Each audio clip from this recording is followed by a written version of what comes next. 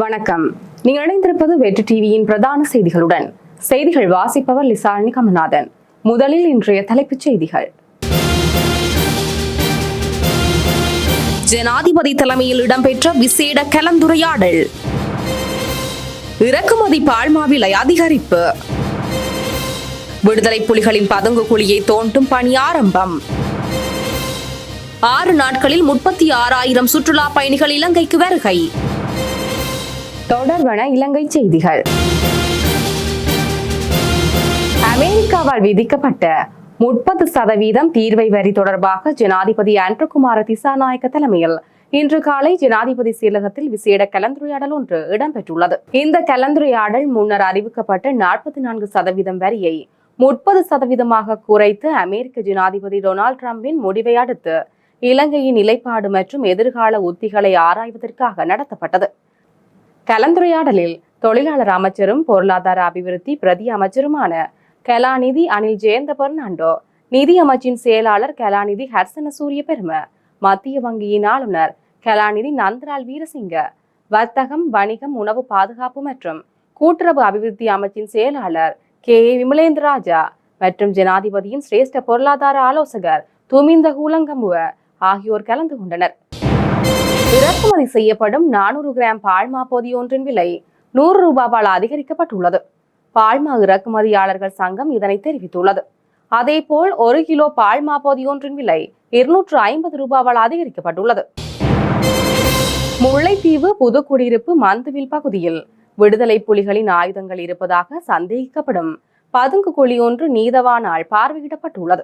விடுதலை புலிகளின் ஆயுதங்கள் மற்றும் தங்கம் உள்ளிட்ட பொருட்கள் இங்கு பதுக்கி வைக்கப்பட்டிருக்கலாம் என்ற சந்தேகத்தின் அடிப்படையில் கிடைத்த முறைப்பாட்டுக்கு அமைய புதுக்குடியிருப்பு காவல்துறையினரால் நீதிமன்றத்திற்கு சமர்ப்பணங்கள் முன்வைக்கப்பட்டன. அதற்கமைய குறித்த பதுங்கு குழியை அகழ்வு செய்வதற்கு முன்பாக நீதவான் நேற்றைய தினம் குறித்த இடத்திற்கு சென்று கள ஆய்வில் ஈடுபட்டார். நீதவானின் ஆலோசனைக்கமைய அடுத்த கட்ட நடவடிக்கைகள் முன்னெடுக்கப்படும் என காவல்துறையினர் தெரிவித்துள்ளனர். இதேவேளை புதுக்குடியிருப்பு காவல்துறையினர், கிளிநொச்சி குண்டு செயலிழக்கும் பிரிவினர், விசேட அதிரடிப்படையினர், தடயவியல் அதிகாரிகள் இணைந்து பதுங்கு குழியினுள் இருக்கும் நீரினை அகற்றும் பணியில் ஈடுபட்டுள்ளனர். யாழ்ப்பாணம் தையிட்டியில் பொதுமக்களின் காணிகளில் சட்டவிரோதமாக அமைக்கப்பட்டுள்ள விகாரைக்கு எதிர்ப்பு தெரிவித்து முன்னெடுக்கப்பட்டு வரும் போராட்டம் இன்று பௌர்ணமி தினமான இன்றும் மேற்கொள்ளப்பட்டுள்ளது. இன்று காலை ஆரம்பிக்கப்பட்ட போராட்டம் மாலை 6 மணி வரை இடம்பெற்றது. விகாரை அகற்றப்பட்டு காணிகள் உரிமையாளர்களிடம் ஒப்படைக்கப்பட வேண்டும் என வலியுறுத்தும் நோக்கத்தோடு நடைபெறும் இந்த போராட்டத்தில் காணி உரிமையாளர்கள், தமிழ் தேசிய மக்கள் முன்னிலையின் முன்னாள் பாராளுமன்ற உறுப்பினர்கள், சே கஜேந்திரன், சமத்துவ கட்சியின் முன்னாள் பாராளுமன்ற உறுப்பினர் எம் சந்திரகுமார், சட்டத்தரணி காண்டீபன், பிரதேச சபை உறுப்பினர்கள் ஆகியோரும் கலந்து கொண்டனர். 2025 ஜூலை மாதத்தின் முதல் 6 நாட்களில் 36,002 சுற்றுலா பயணிகள் இலங்கைக்கு வருகை தந்துள்ளதாக இலங்கை சுற்றுலா அபிவிருத்தி அதிகார சபை தெரிவித்துள்ளது. இதன்படி இந்த ஆண்டு இதுவரை இலங்கைக்கு வருகை தந்த மொத்த சுற்றுலா பயணிகளின் எண்ணிக்கை 12,04,046 உள்ளது. கடந்த 2024 ஆண்டில் 12 லட்சத்துக்கும் மேற்பட்ட சுற்றுலா பயணிகள் ஆகஸ்ட் மாதத்தில் பதிவாகியிருந்தனர். இந்த ஆண்டு முந்தைய ஆண்டை விட வேகமாக சுற்றுலா பயணிகளின் எண்ணிக்கை உயர்ந்து வருவது சுற்றுலாத்துறையின் மீட்சியை பிரதிபலிக்கிறது. ஜூலை மாதத்தின் முதல் 6 நாட்களில் அதிக எண்ணிக்கையிலான சுற்றுலா பயணிகள் இந்தியாவிலிருந்து வருகை தந்துள்ளனர். இலங்கை சுற்றுலா அபிவிருத்தி அதிகார சபை வெளியிட்ட தரவுகளின்படி இந்தியாவிலிருந்து 8,053 சுற்றுலா பயணிகள் இலங்கைக்கு வருகை தந்துள்ளனர். இதனைத் தொடர்ந்து ஐக்கிய ராஜ்யத்திலிருந்து 3,562 பேர், ஆஸ்திரேலியாவிலிருந்து 2,674 பேர் மற்றும் சீனாவிலிருந்து 2,362 பேர் இலங்கைக்கு வந்துள்ளனர். சூழல் உணர்வுமிக்க சமூக பொறுப்புணர்வுடன் கூடிய கல்வி சுற்றாடலை நிர்மாணித்தல் என்ற தொனிப்பொருளில் கல்வி, உயர்கல்வி மற்றும் தொழிற்கல்வி அமைச்சு நாடு பூராவும் புதன்கிழமை பாடசாலைகளில் கிளீன் ஸ்ரீலங்கா வேலை திட்டத்தை முன்னெடுத்திருந்தனர். இந்நிலையில் மன்னார் மாவட்டத்திற்கான நிகழ்வு மடு கல்வி வலயத்திற்கு உட்பட்ட அடம்பன் மத்திய கல்லூரியில் முன்னெடுக்கப்பட்டிருந்தது. கல்லூரியின் அதிபர் தலைமையில் 541 படைப்பிரிவின் கட்டளை தளபதி தேசிய கொடி ஏற்றிய நிலையில் நிகழ்வு ஆரம்பமானது. மாணவர்களுடன் பெற்றோர்களும் பங்கெடுத்திருந்தனர். அதனைத் தொடர்ந்து பாடசாலை மற்றும் சுற்றுச்சூழல் பகுதிகளில் ராணுவம் இணைந்து சிரமதான பணியை முன்னெடுத்திருந்தனர். குறிப்பாக டெங்கு நுளம்பு பெருகும் இடங்களும் அடையாளம் காணப்பட்டு சிரமதான பணிகள் முன்னெடுக்கப்பட்டது. குறித்த சிரமதான நிகழ்வில் மாணவர்கள், பெற்றோர்கள், ஆசிரியர்கள் மற்றும் இராணுவத்தினர் இணைந்து தேசிய வேலை திட்டமாக முன்னெடுத்தமை குறிப்பிடத்தக்கது.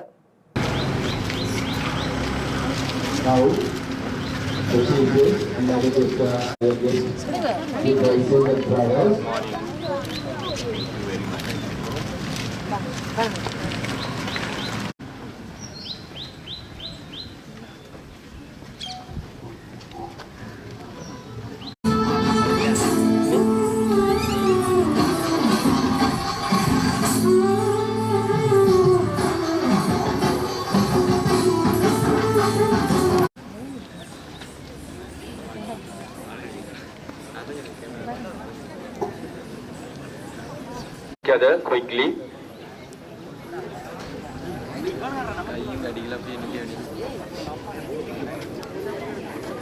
Together in front of our event location as soon as possible. And others for gathering in the event place for conducting the Clean Sri Lanka School project in face of having this schedule. Thank you so much, sir. Hoisting of national flag. The national flag will be hoisted by our today's chief guest, Major General AMC Abeyakun, General Officer Commanding 54th Division.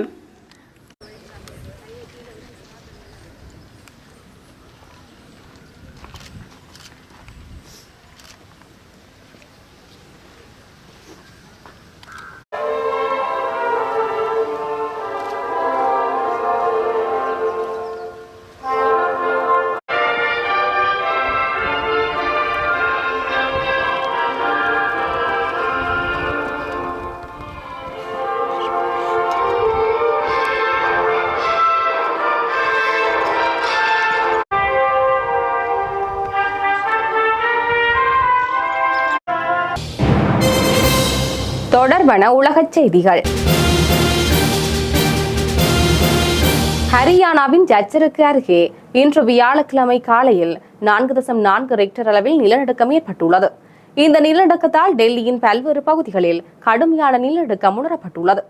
இன்று காலை 9 மணிக்கு ஏற்பட்ட நிலநடுக்கம் ஹரியானாவின் ஜச்சருக்கு வடகிழக்கே 3 kilometre தொலைவில் இருந்து டெல்லிக்கு மேற்கே 51 கிலோமீட்டர் தொலைவிலும் மையம் கொண்டிருந்தது. இந்த நிலநடுக்கம் 10 கிலோமீட்டர் ஆழத்தில் ஏற்பட்டதாக தேசிய நிலநடுக்கவியல் ஆய்வு மையம் தெரிவித்துள்ளது. ஹரியானாவில் ஏற்பட்ட நிலநடுக்கத்தால் டெல்லி மற்றும் NCR பகுதிகளில் இன்று காலை கடுமையான நில அதிர்வுகள் உணரப்பட்டுள்ளது. இதனால் மின் விசிறிகள் மற்றும் பிற வீட்டுப் பொருட்கள் குலுங்கியதால் மக்கள் தங்கள் வீடுகளை விட்டு வெளியேறியுள்ளனர். நொய்டா பகுதியிலும் நில அதிர்வு உணரப்பட்டுள்ளது. ஏமனின் ஹவுதி கிளர்ச்சியாளர்களால் தாக்கப்பட்டு செங்கடலில் மூழ்கிய சரக்கு கப்பலில் இருந்து 6 பணியாளர்கள் மீட்கப்பட்டுள்ளதாக தெரிவிக்கப்பட்டுள்ளது. சரக்கு கப்பல் மூழ்கிய சந்தர்ப்பத்தில் 3 பேர் கொல்லப்பட்டுள்ளதாக ஐரோப்பிய கடற்படை பணியகம் குறிப்பிட்டுள்ளது. லைபீரிய நாட்டுக்கொடியுடன் எட்டர்னி கப்பல் 25 பணியாளர்களுடன் பயணித்த போது கடந்த திங்கட்கிழமை தாக்குதலுக்கு உள்ளாகியிருந்தமை குறிப்பிடத்தக்கது. அடுத்து வருவது விளையாட்டு செய்தி.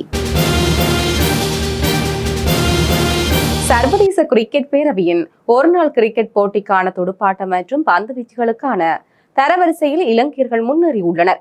பங்களாதேசுக்கு எதிரான 3 போட்டிகள் கொண்ட தொடரில் இலங்கை 2-1 என்ற ஆட்டங்கள் வித்தியாசத்தில் வெற்றி பெற்றிருந்தது. அத்தொடரில் சரித் அசலங்க 2 அரைச்சதங்கள் குவித்ததை தொடர்ந்து தரவரிசையில் 2 இடங்கள் முன்னேறி 6ஆம் இடத்தை அடைந்துள்ளார். ஒரு சதம் ஓர் அரைச்சதத்துடன் மொத்தமாக 225 ஓட்டங்களை பெற்று தொடர் வெற்றியில் பெரும் பங்காற்றிய குசல் மெண்டிஸ் 20வது இடத்தில் இருந்து 10வது இடத்தை தாவியுள்ளார். இதேவேளை இந்த தொடரில் பிரகாசிக்க தவறிய பெத்தும் நிசங்க 6 இடங்கள் பின்தள்ளப்பட்டு 20ஆம் இடத்தில் உள்ளார். பங்களாதேசுடனான ஒரு நாள் தொடரில் மகிஷ தீக்ஷண பிரகாசிக்காத போதிலும் அவர் தொடர்ந்து முதலிடத்தில் இருக்கிறார். அத்தொடரில் 9 விக்கெட்டுகளை கைப்பற்றிய வனிந்து கசரங்க 11 இடங்கள் முன்னேறி 8ஆம் இடத்தை அடைந்துள்ளார். துனித் வெள்ளாளகி 5 இடங்கள் முன்னேறி 31வது இடத்தை அடைந்துள்ளார். தொடரில் 8 விக்கெட்டுகளை கைப்பற்றிய அசித் பெர்னாண்டோ 23 இடங்கள் முன்னேறி 36வது இடத்தை இந்தியாவின் அக்சார் பட்டேலுடன் பகிர்ந்து கொண்டுள்ளார். சர்வதேச T20 கிரிக்கெட்டுக்கான தரவரிசைகள் இன்னும் புதுப்பிக்கப்படவில்லை. இத்துடன் நமது பிரதான செய்திகள் நிறைவடைகின்றன. எமது அடுத்த பிரதான செய்தியினை நாளை மாலை எதிர்பாருங்கள். தொடர்ந்து இணைந்திருங்கள் VTTV-யின் யூடியூப் பக்கத்துடன். வணக்கம்.